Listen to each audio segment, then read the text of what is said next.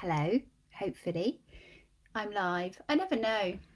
Oh, yes, there it goes. Little red thing. Lovely to see you. Happy Thursday. It's lunchtime. It's lunch and learn. It's time for me to impart a little bit of knowledge that may or may not change your life. There you go.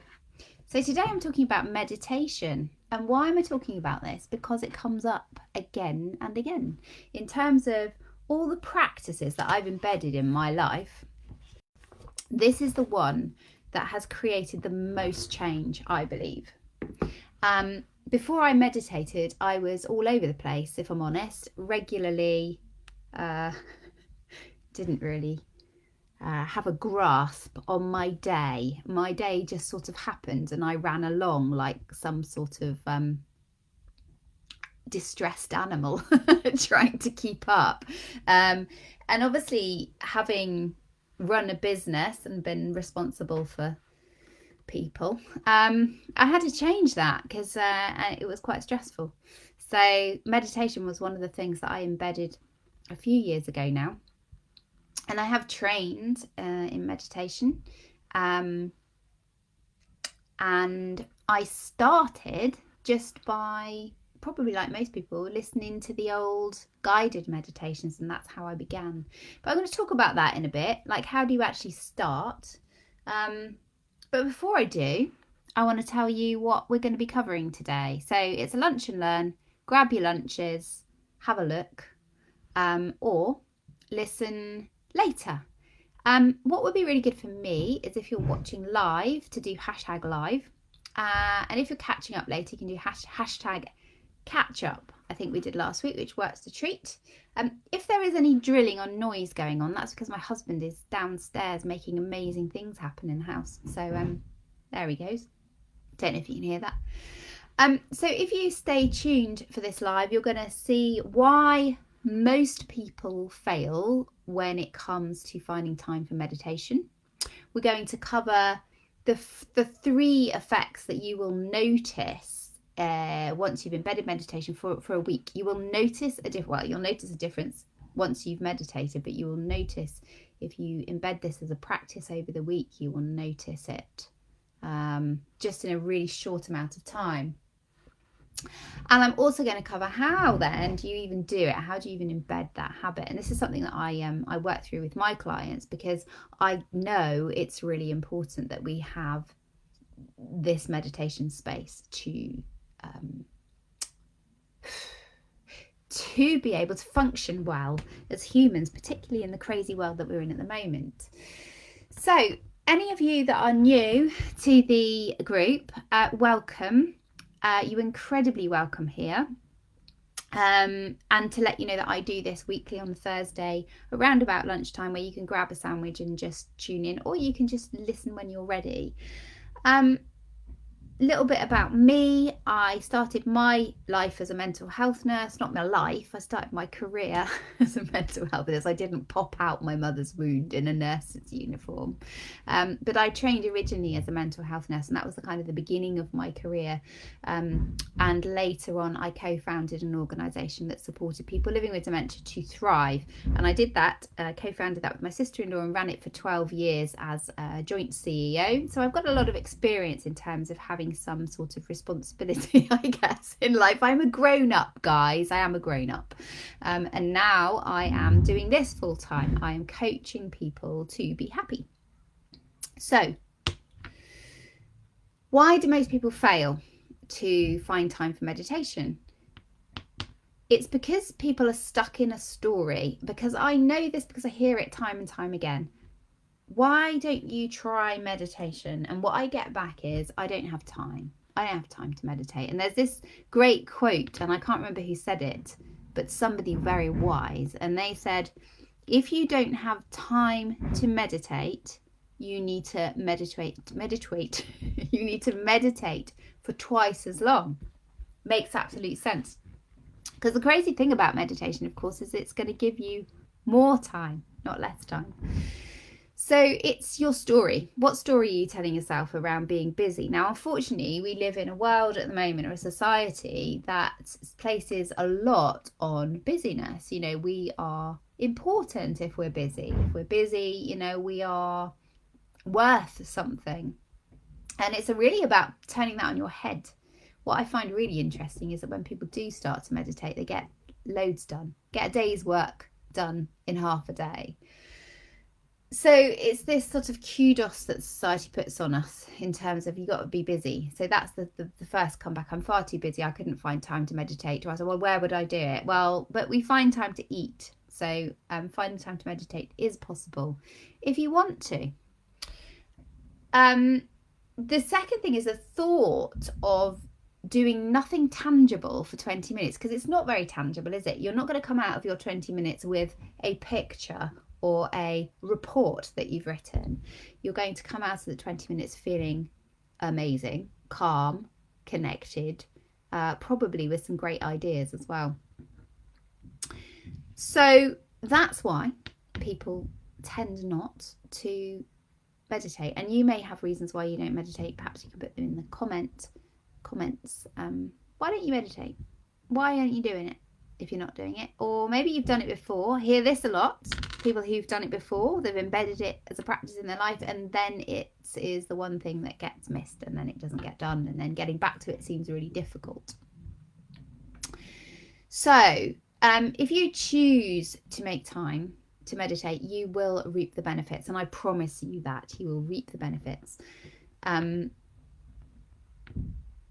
It's a perfect reset, and you can use it strategically as well. So you can use meditation strategically. Let's say you've got to give a big talk, you meditate beforehand. You will give the most amazing talk because you'll be so grounded. Using it when you're in a bad mood. So it certainly happens in my family where, you know, you get really annoyed because someone hasn't done what they said they were going to do. You feel really pissed off. Go away, meditate for 20 minutes, and the whole thing is forgotten. It's done with. And it's great. It's actually great to live in a family where people use meditation strategically. Thankfully, I live in a family where we have a few meditators. My husband and I meditate, although not so much together anymore. But we used to twice a day, and my son also is a meditator, so it does make for a very calm, lovely household, and it's a great one to say maybe you need to go and meditate for a little bit. So the three things then that you will notice just within a week of starting meditation, you'll find that you will slot perfectly into flow really easily. So flow state is that state where you lose time, the state where you create amazing things in a very short space of time. A lot of us find that getting into flow is really difficult when we're distracted. If you're meditating regularly, flow state will be really easy to access. The second thing is that you will find that you are way more compassionate after you've been meditating for a week than you were before. And what I mean by that is you may be a really compassionate person anyway. I think if you're in this Facebook group, you're already there, aren't you? Because that's how I pick you. That's how I come and find you, is those really compassionate people who want to change the world, or at least change a little corner of the world.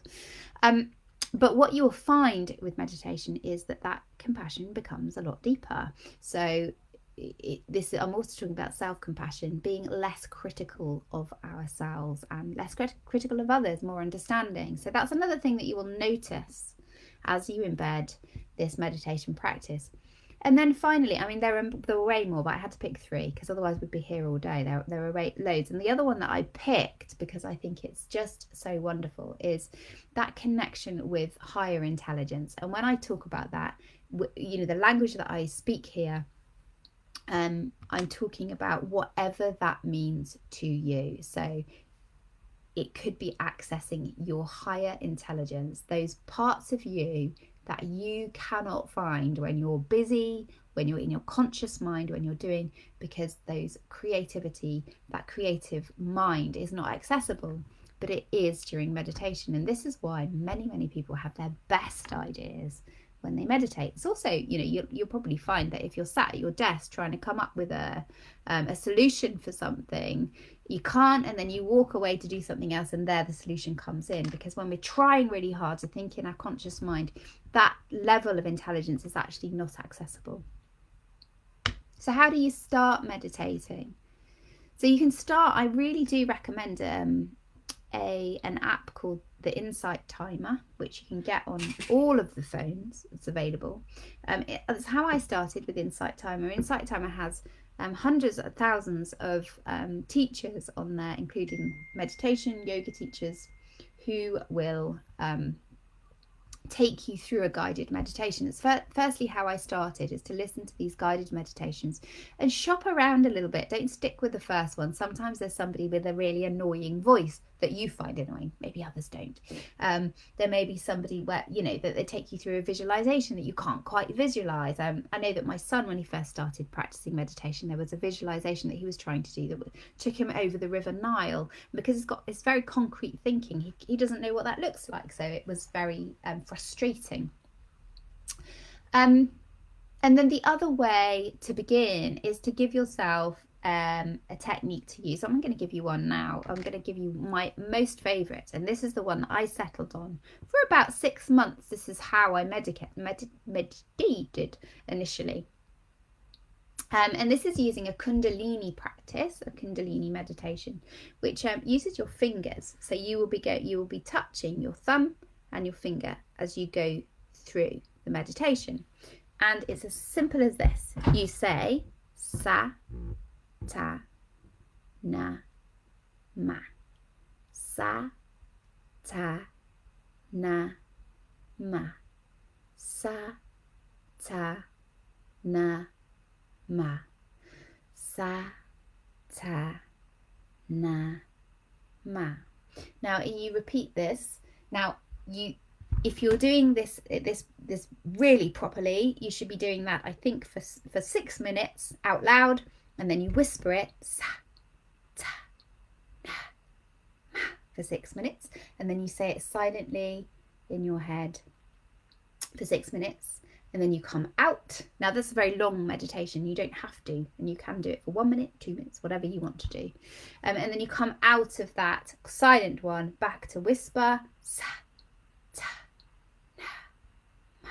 And eventually you say it out loud again, sa, ta, na, ma. Now I found I really enjoyed having the finger process to concentrate on when I first started learning meditation. But there are many ways to meditate. There really are, and you will be able to find one that really suits you and works for you.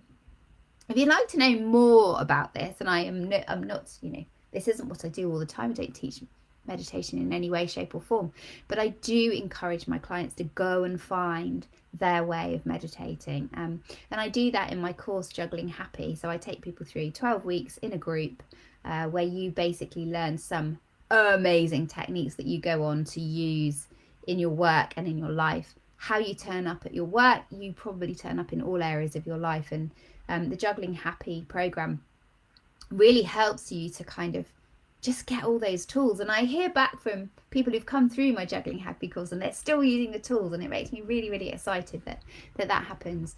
So if you want to know anything about Juggling Happy, if you want to learn about my membership as well, or on my one-to-ones, do DM me, because I love to hear from you and I love to have conversations.